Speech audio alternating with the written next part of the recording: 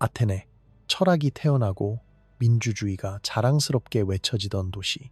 그러나 그 화려한 아고라의 그림자 아래엔 또 다른 경제가 숨쉬고 있었다. 그것은 철학도 민주주의도 아닌 오직 육체와 고통으로 굴러가는 산업, 매춘이었다. 역설적이지 않은가? 인간의 이성이 가장 찬란하게 빛나던 도시가 동시에 인간의 몸을 가장 값싸게 팔던 곳이었다. 한밤의 가격은 얼마였을까? 놀랍게도 빵 2개 값도 안 됐다. 아니, 싸구려 포도주 한 병보다도 쌌다.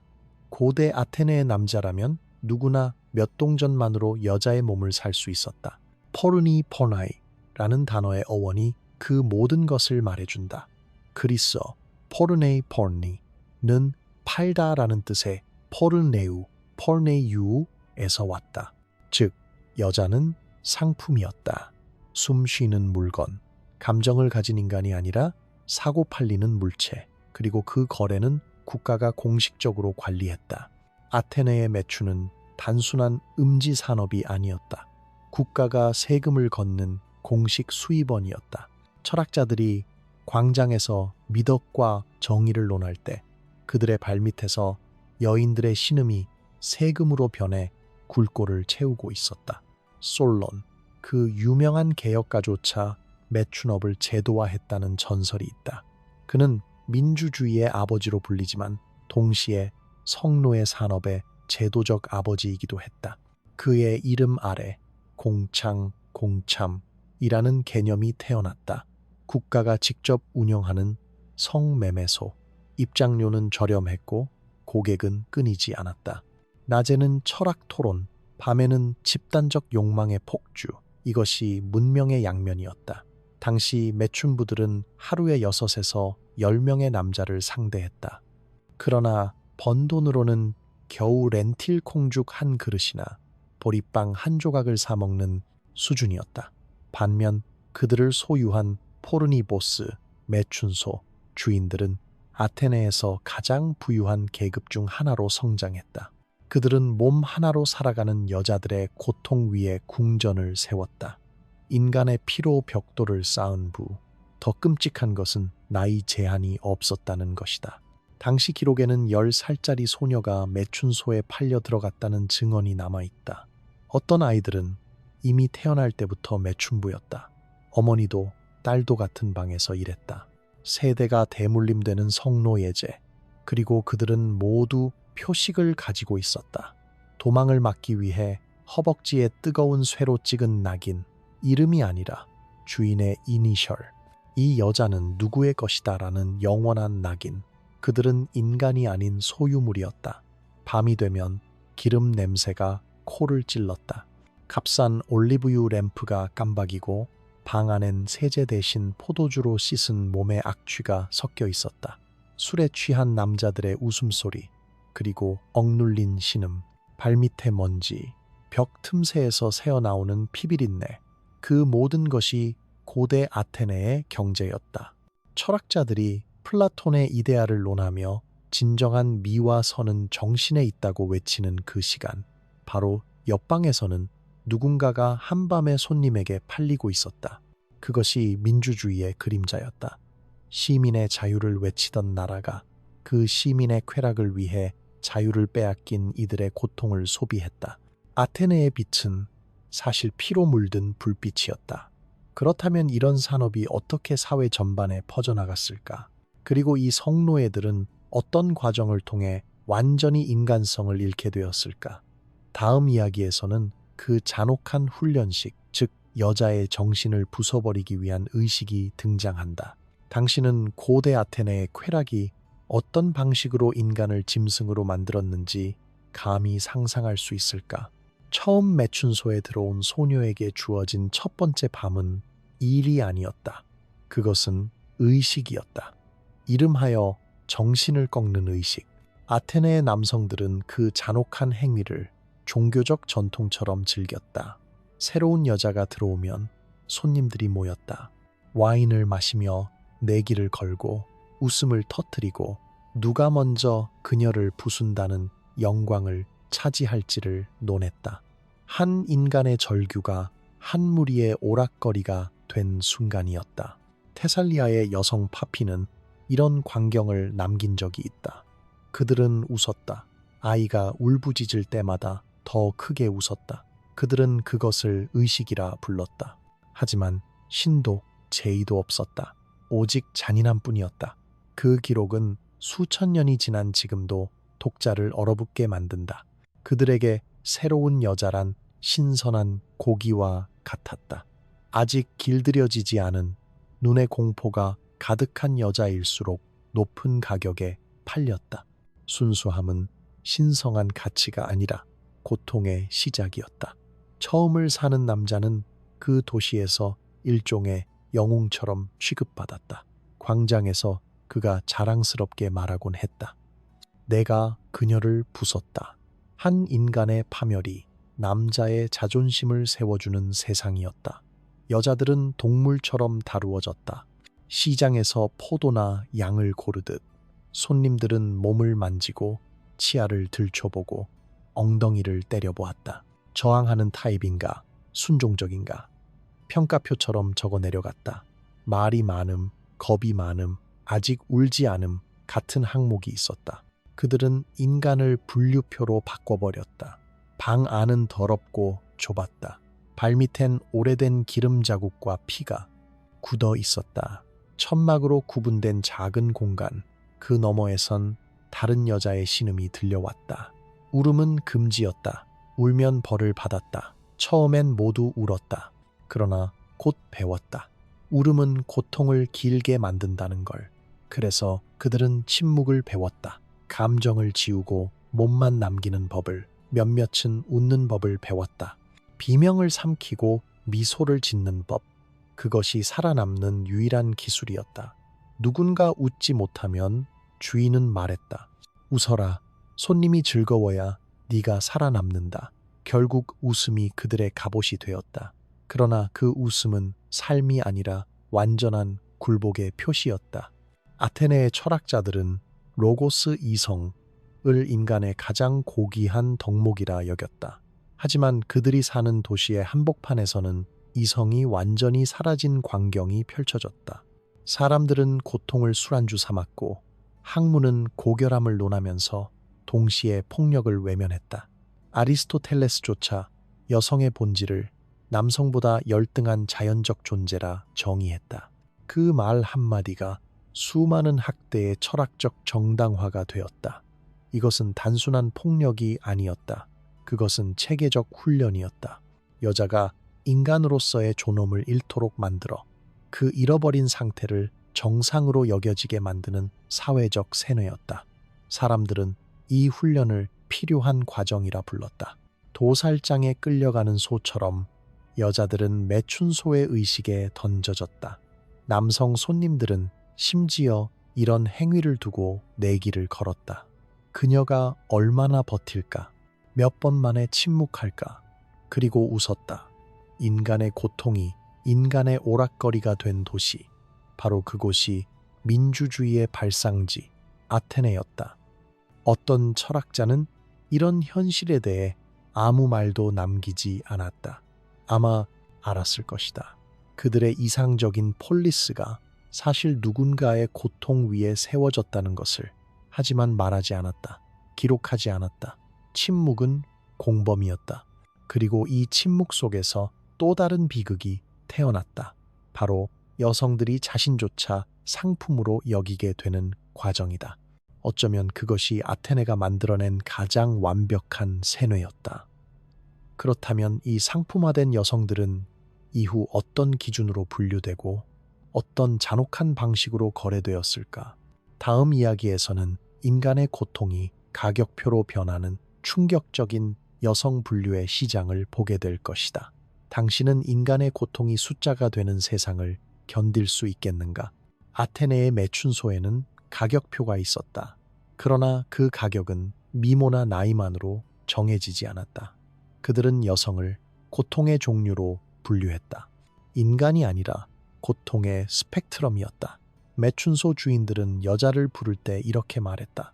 누비아산, 조용한 타입, 반항적인 타입, 아직 꺾이지 않은 타입, 마치 말이나 노예처럼 혹은 포도 품종처럼 각각의 분류에는 다른 가격이 붙었다. 누비아 여자는 이국적이라는 이유로 비쌌고 반항적인 여자는 길들이는 재미 때문에 더 높은 값을 받았다. 심지어 말을 못하는 여자, 즉 묵녀는 울음소리나 저항이 없다는 이유로 고급 취향으로 팔렸다. 이쯤 되면 아테네는 더 이상 철학의 도시가 아니라 인간 사육장의 수도였다. 남자들은 이런 분류를 보며 흥분했다. 묵녀는 조용하다더라. 누비아는 불처럼 뜨겁다더라. 여자를 품평하는 그들의 말투는 포도주 맛을 논하는 것과 다르지 않았다. 고고학자들은 도자기, 그림과 벽화 속에서 이 어두운 현실의 흔적을 찾았다. 거기엔 남자들이 여자를 거칠게 밀어붙이고 여자는 필사적으로 버티는 장면이 그려져 있었다. 그런데 놀랍게도 이 장면은 그리스 예술의 에로틱한 미로 분류되어 왔다. 학자들은 오랫동안 그것을 단순한 관능적 표현이라 해석했지만 자세히 보면 그건 관능이 아니라 폭력이었다.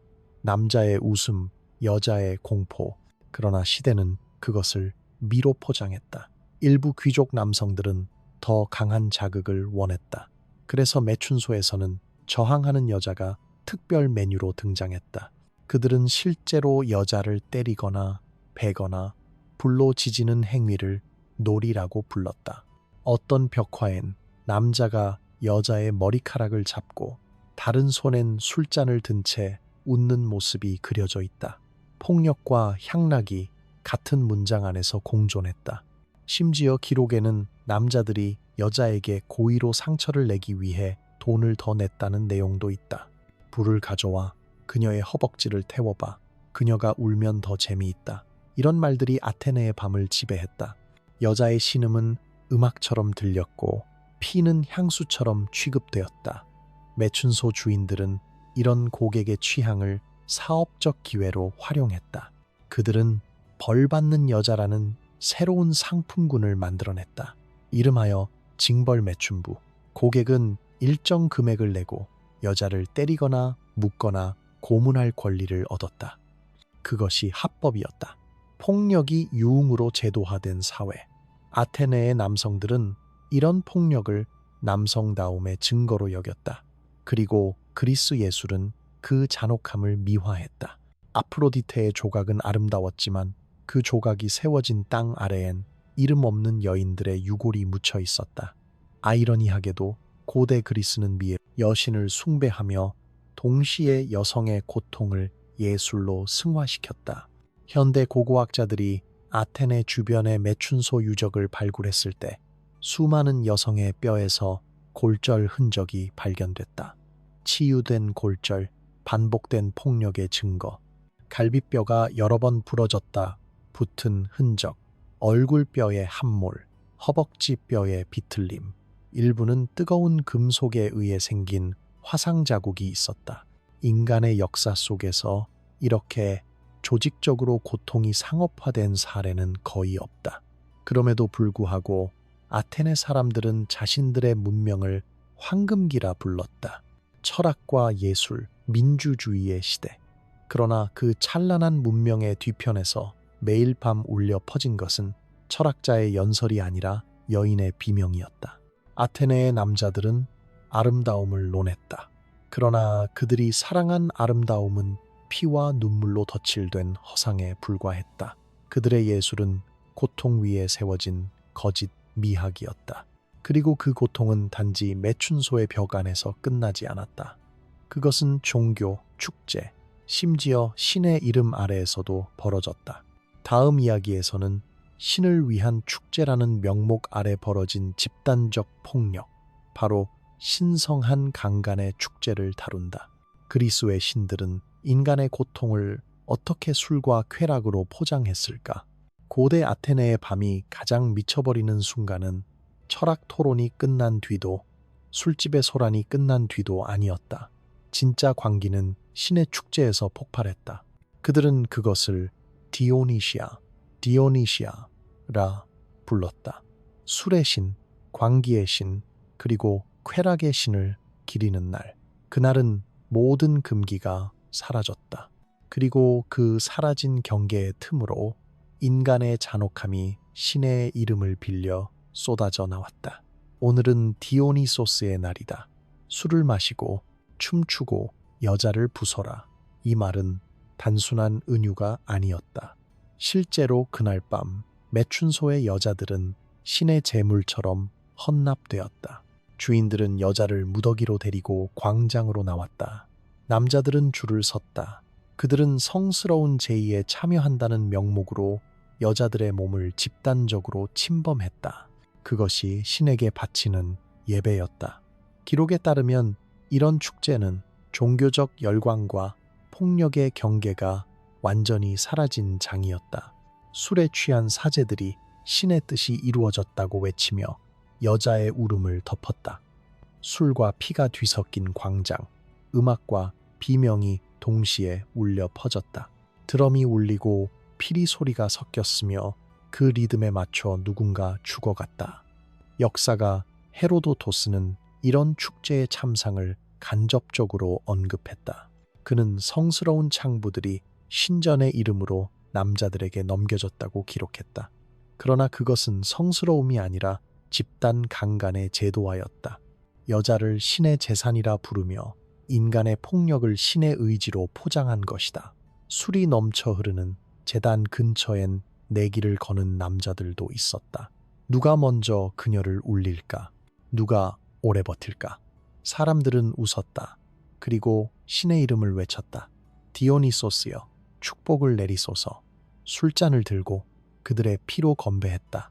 여자들은 거대한 원형 광장의 한가운데서 쓰러졌다.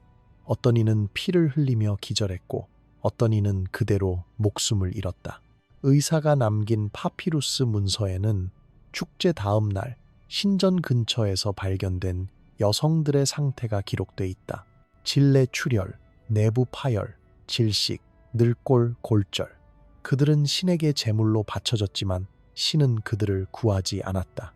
더 충격적인 것은 사제들의 역할이었다. 사제들은 여자를 신의 이름으로 넘겨주는 중개인이었다. 그들은 말하곤 했다. 이것은 신의 의식이다. 그녀의 고통은 신의 기쁨이 될 것이다. 이렇게 인간의 폭력이 종교의 언어로 정당화되었다. 피와 포도주가 섞여 제단에 쏟아졌다. 그리스인들은 그것을 신성한 상징이라 여겼다.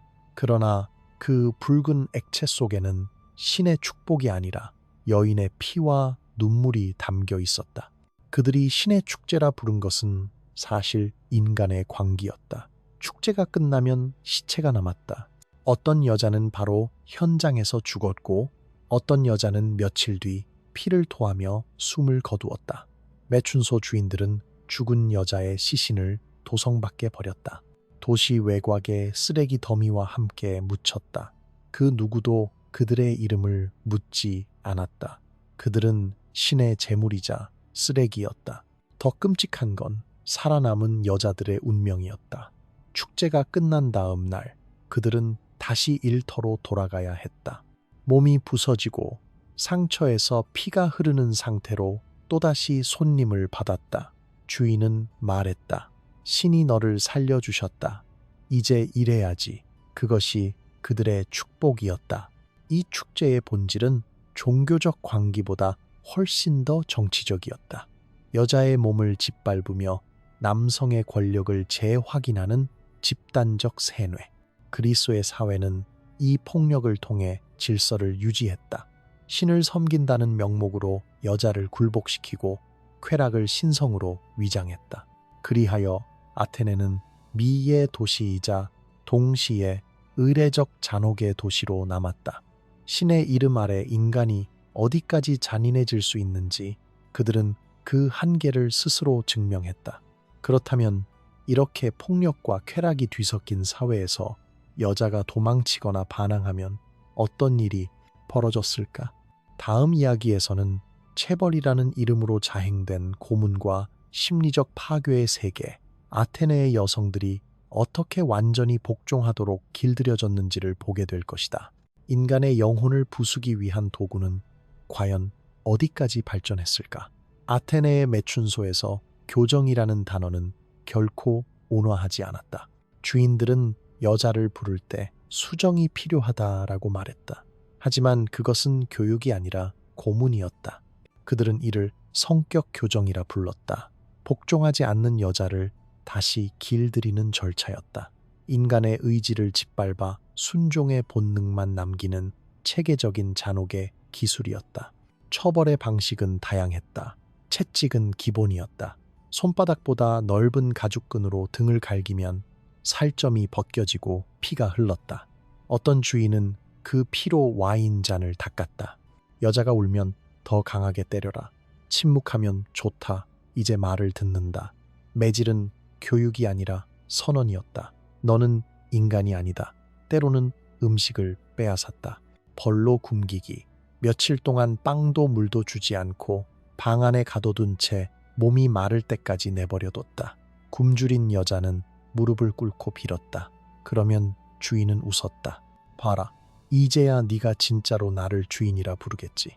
아테네의 남성들은 철학적으로 자유를 논하면서 동시에 자신이 노예의 신이 되는 쾌감을 누렸다. 계절이 바뀔 때마다 새로운 고문이 추가되었다. 겨울엔 여자를 벌거벗겨 비 오는 마당에 묶어두었고 여름엔 태양 아래 세워두었다. 살이 타고 입술이 갈라졌다. 여자는 고개를 들지 못했다. 한 발자국만 움직여도 채찍이 날아왔다. 매춘소의 벽에는 그 흔적이 남아 있었다. 쇠사슬 자국, 피가 스며든 돌바닥, 그리고 신발 자국, 도구 또한 다양했다. 어떤 이는 나무 막대기를 썼고 어떤 이는 깨진 술잔으로 여자의 피부를 긁었다. 뭉툭한 칼자루, 불에 달군 숟가락, 혹은 단순한 포도주잔. 인간의 상상력은 잔혹함에서 가장 창의적이었다. 무엇보다 소름 끼치는 것은 손님들의 참여였다. 단골이라 불리는 남자들에게는 특별한 권리가 있었다. 그들은 여자를 처벌하는 놀이에 직접 참여할 수 있었다. 여자에게 상처를 내고 그 반응을 즐겼다. 어떤 남자는 그 행위를 예술이라 불렀다. 그녀의 고통 속에서 진짜 아름다움을 본다. 미학의 도시 아테네에서조차 폭력은 예술이 되었다. 매춘소는 고문소이자 극장이었다. 사람들은 여자의 절규를 들으며 웃었고 그것을 엔터테인먼트라 불렀다. 남자들은 서로의 잔혹함을 자랑했다. 나는 그녀를 울리지 않고 복종시켰다.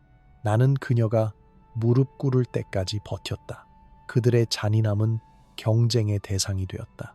이 모든 폭력이 가능했던 이유는 단 하나였다. 법. 아테네의 법정은 여자를 인간으로 보지 않았다. 여자는 재산이었다.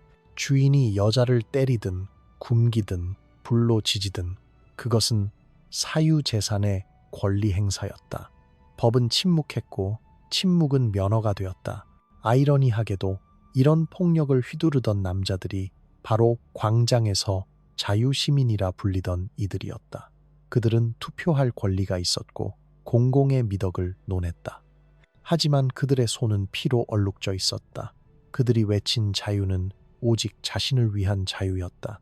이런 세계에서 여자는 단 하나의 감정만을 배워야 했다. 두려움. 그리고 그 두려움이 생존의 조건이었다. 울면 더 맞았고 웃으면 잠시라도 덜 맞았다. 그래서 그들은 웃는 법을 배웠다.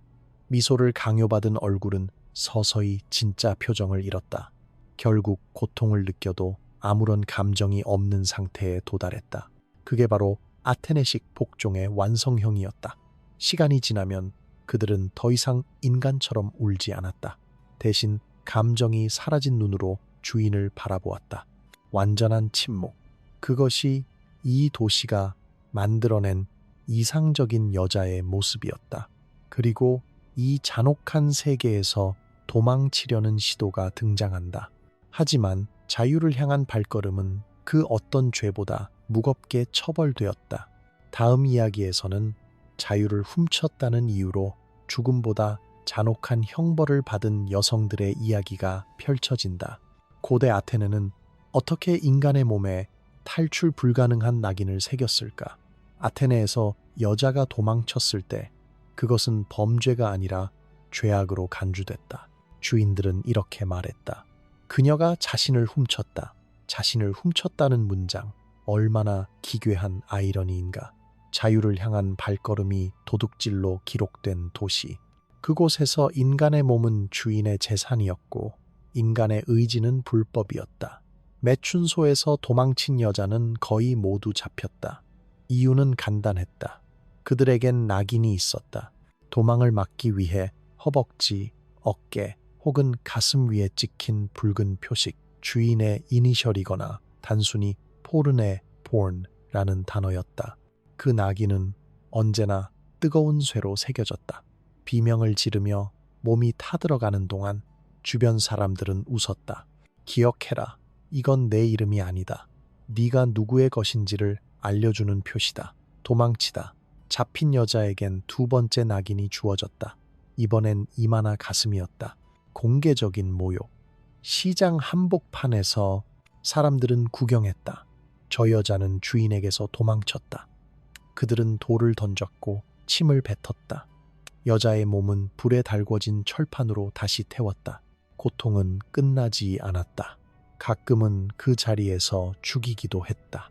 그러나 그 죽음마저 단순한 사형이 아니었다. 도망친 여자는 대개 나무 판자에 못 박혀 전시됐다. 십자가처럼 세워진 판자에 손목과 발목이 못으로 밝혔다. 태양 아래 며칠 동안 그대로 두었다.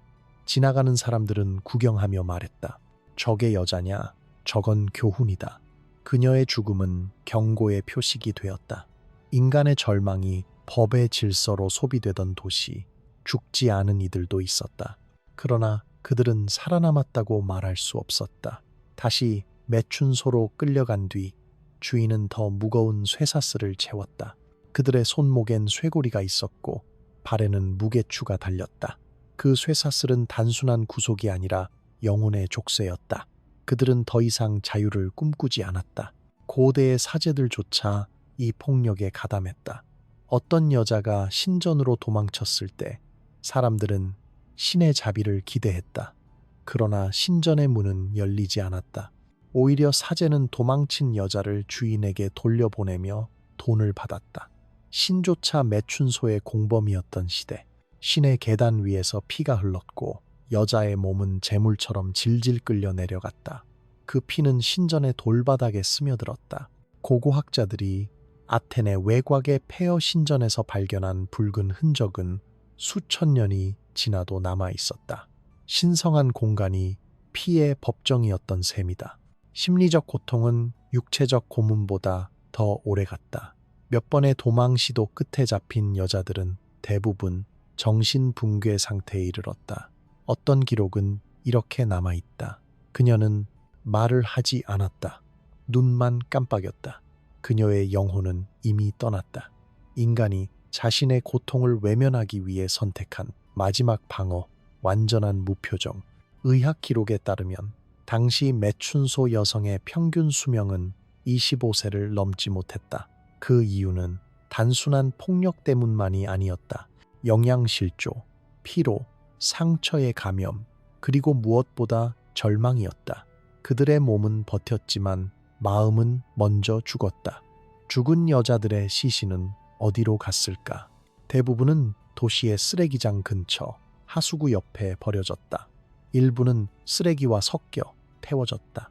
발굴된 유적 중엔 매춘소 근처의 배수로에서 인간의 뼈가 수십 구나 발견된 사례도 있다. 어린아이의 뼈, 여자의 뼈, 그리고 동물의 뼈가 함께 섞여 있었다. 아테네의 황금시대는 그 피와 재 속에서 빛났다. 이 도시는 예술을 만들고 철학을 남기고 민주주의를 세웠다. 그러나 그 모든 문명의 밑바닥에는 비명이 있었다. 그 비명은 법에 의해 지워지고 신에 의해 정당화되었다. 그렇다면 이런 지옥 속에서도 생명을 품게 된 여인들은 어떻게 되었을까? 임신은 축복이 아니라 재앙이었다. 다음 이야기에서는 고대 아테네가 어머니라는 단어에 씌운 저주, 강제, 낙태와 유아 살해의 세계를 다룬다. 생명을 주는 행위조차 죄가 된 사회. 그곳에서 여성들은 어떻게 절망 속에서도 아이를 품으려 했을까? 고대 아테네에서 임신은 축복이 아니었다. 그것은 상품의 손상이었다.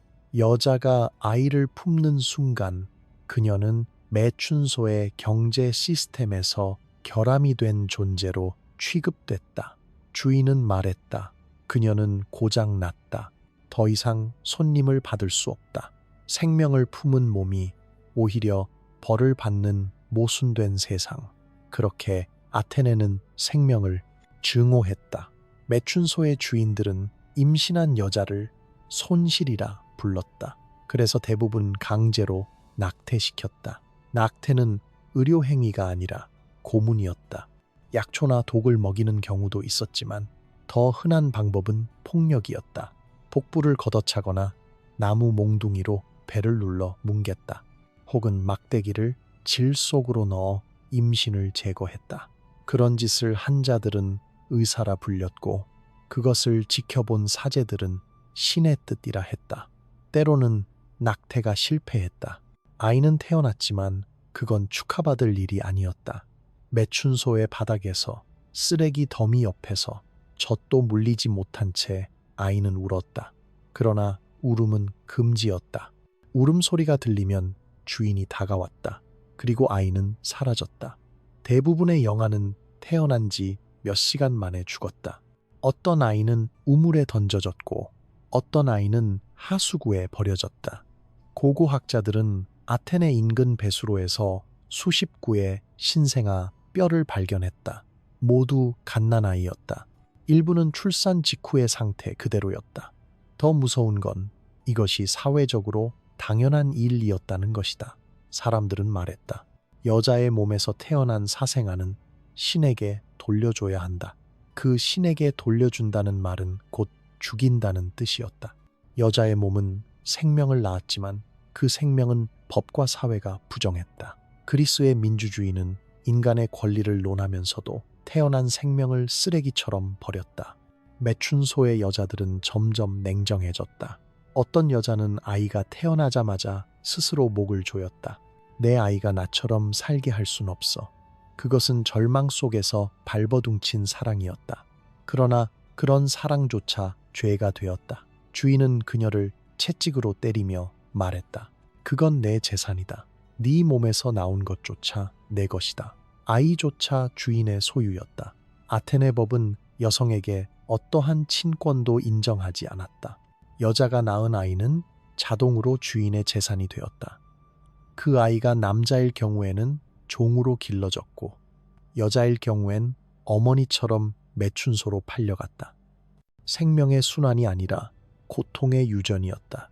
이와 대조적으로 스파르타에서는 아이가 약하면 태어나자마자 절벽에서 버려졌다. 강한 자만 살아남는다. 아테네인들은 이를 잔혹하다고 비웃었지만 정작 자신들은 약한 생명을 여자 손으로 죽이게 만들었다. 스파르타는 아이를 죽였고 아테네는 어머니를 죽였다. 그럼에도 불구하고 어떤 여인들은 아이를 숨겼다. 매춘소 구석의 더러운 천 밑에서 혹은 쓰레기 더미 뒤에서 몰래 젖을 물렸다. 그러나 그것도 오래가지 못했다. 들키면 아이는 즉시 끌려가 죽임을 당했고 어머니는 굶겨졌다. 신의 뜻을 거스른 여자, 그녀들은 신전 앞에 끌려가 무릎 꿇었다. 그곳에서 사제는 말했다. 네가 죄를 지었구나. 여자의 몸이 신의 질서를 어겼다. 그 말 한마디에 수천 년의 가부장제가 응축되어 있었다. 아이를 품은 여자의 눈에는 항상 두려움이 있었다. 그것은 아이를 잃을 두려움이 아니라 자신이 아이를 살려야 하는 절박함이었다. 그러나 그 절박함조차 사회는 짓밟았다. 결국 대부분의 여성은 자책 속에서 죽었다. 내가 살렸다면 그 아이도 지옥에서 살았겠지. 그 문장은 비극의 완전한 종결이었다. 그리고 그렇게 태어나지도 못한 아이들, 혹은 태어나자마자 버려진 아이들의 뼈는 지금도 아테네 땅 속에 묻혀 있다. 그 땅 위에서 시민들은 자유와 예술, 철학을 자랑했다. 하지만 그들의 발밑에는 버려진 생명들이 있었다. 그러나 모든 여자가 죽음으로 끝난 것은 아니었다. 어떤 이들은 기적처럼 살아남았지만 살아남는 것 자체가 또 다른 고통이었다. 다음 이야기에서는 고대 아테네가 어떻게 여성들의 존재 자체를 지워버렸는지를 다룬다. 이름 없는 무덤, 조롱의 희극, 그리고 역사의 침묵 속으로 사라진 여자들. 인간의 기억은 왜 이렇게 선택적으로 잔인할까? 고대 아테네의 역사서에는 위대한 남자들의 이름이 가득하다. 페리클레스, 소크라테스, 플라톤, 그들의 말과 사상은 수천 년을 건너 지금까지 전해진다. 그러나 그 수많은 이름들 사이에서 단 한 명의 매춘소 여자의 이름조차 남아있지 않다. 그들은 살았지만 기록되지 않았다. 존재했지만 기억되지 않았다. 그것이 아테네식 정의였다. 여성의 존재는 남성의 쾌락이 끝나는 순간 사라지는 것. 물론 소수의 여자는 예외였다. 헤타이라라고 불리던 이들. 귀족 남성들과 어울려 대화하고 술을 따르고 때로는 철학자들과 토론까지 하던 고급 매춘부들이다. 사람들은 그들을 존경한다고 말했다. 하지만 그것은 거짓된 환상이었다. 그들의 화려한 옷, 비단으로 감싼 몸, 금 장신구는 자유의 상징이 아니라 사슬이었다. 그들은 주인의 소유물이자 사회적 장식품이었다. 아테네 남자들은 이들을 친구에게 빌려주며 환대의 표시라 말했다. 그들이 나눠준 것은 와인이 아니라 여자의 몸이었다. 시간이 흘러 그들이 늙었을 때 운명은 언제나 같았다. 얼굴에 주름이 생기면 손님은 끊겼고 주인은 말했다. 이제 가치가 없다. 어떤 여자는 길가에 버려졌고 어떤 여자는 병들어 죽었다. 어떤 이는 여전히 주인의 집을 떠돌며 음식 찌꺼기를 주워 먹었다. 그렇게 아테네의 미는 폐허가 되었다. 죽은 여자는 묻히지 못했다. 법적으로 노예였기 때문에 장례를 치를 권리가 없었다. 그래서 대부분의 시신은 도시 외곽의 골짜기나 쓰레기 더미에 던져졌다. 고고학자들이 발견한 여성의 뼈는 도자기 파편, 동물뼈, 음식 쓰레기와 함께 뒤섞여 있었다. 일부는 사지를 절단당한 채였다. 아테네의 거대한 조각상 아래 그 돌기둥의 기초를 이루는 흙 속엔 이런 익명의 뼈들이 수없이 묻혀 있다. 아이러니하게도 그들의 존재는 웃음거리로 남았다. 당시의 희극 작가 아리스토파네스는 매춘부를 희화화하며 관객의 웃음을 샀다. 그의 희곡 속에서 여자는 언제나 음탕하고 멍청하고 탐욕스러운 존재였다. 그러나 그 웃음은 집단적 죄의식의 가면이었다. 폭력의 공범이 된 사회는 스스로의 잔혹함을 희극으로 덮었다. 심지어 예술조차 그들을 구원하지 못했다. 그리스의 도자기엔 여자의 몸이 끝없이 그려졌지만 그 얼굴엔 고통 대신 미소가 있었다. 현실에선 피를 흘리던 여인들이 그림 속에서는 쾌락의 여신으로 남았다. 역사는 진실을 미화했고 그 미화는 진실을 죽였다. 결국 아테네의 민주주의는 그 이름만큼이나 잔혹한 역설로 완성됐다. 남자들의 자유는 여자들의 노예 상태 위에 세워졌다. 남자들의 철학은 여자들의 침묵 위에서 자라났다. 그리고 그 침묵은 수천 년이 지나도 이어졌다. 지금 우리가 알고 있는 아테네의 황금기는 사실 인간의 절망이 광택처럼 덧칠된 금빛 환영이었다. 그 황금의 밑면은 어두운 피로 물들어 있었다. 민주주의의 신전은 여성의 시체 위에 세워졌고 철학의 언어는 고통의 비명을 지워버렸다. 그러나 모든 침묵이 영원한 것은 아니다. 땅속의 뼈들은 여전히 그들의 이야기를 말하고 있다. 매춘소의 바닥에서, 쓰레기 더미 속에서, 신전의 돌 사이에서 발견된 그 뼈들은 묻는다. 우리가 누구였는가? 역사는 대답하지 않는다. 대신 침묵한다. 하지만 그 침묵 속에서 인간 문명의 진짜 얼굴이 드러난다. 아테네는 아름다웠다. 그러나 그 아름다움은 피 위에서 빛났다. 그들이 찬미한 미와 철학은 고통과 절망을 지워버린 미학이었다. 인간의 이성이 태어난 도시에서 인간성은 죽었다. 그리고 오늘날까지 우리는 그들을 기억하지 않는다. 이름도 무덤도 기록도 없다. 그러나 그들의 고통은 남아있다. 바람처럼, 돌처럼, 그리고 이야기처럼. 그래서 우리는 묻는다. 진정한 문명이란 무엇인가? 철학이 아니라 인간의 고통을 외면하지 않는 사회. 그것이야말로 진짜 문명일지도 모른다. 이 이야기가 당신에게 불편함을 남겼다면 그건 좋은 일이다. 역사는 편안해야 할 이유가 없다. 고대 아테네의 그림자 속에서 인간의 잔혹함을 보았다면 이제 당신은 역사의 진실을 본 것이다.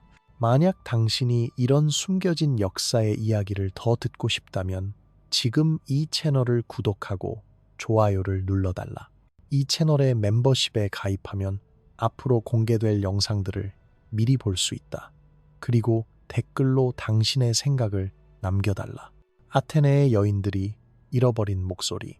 그 침묵을 대신 깨우는 일은 이제 우리의 몫이다.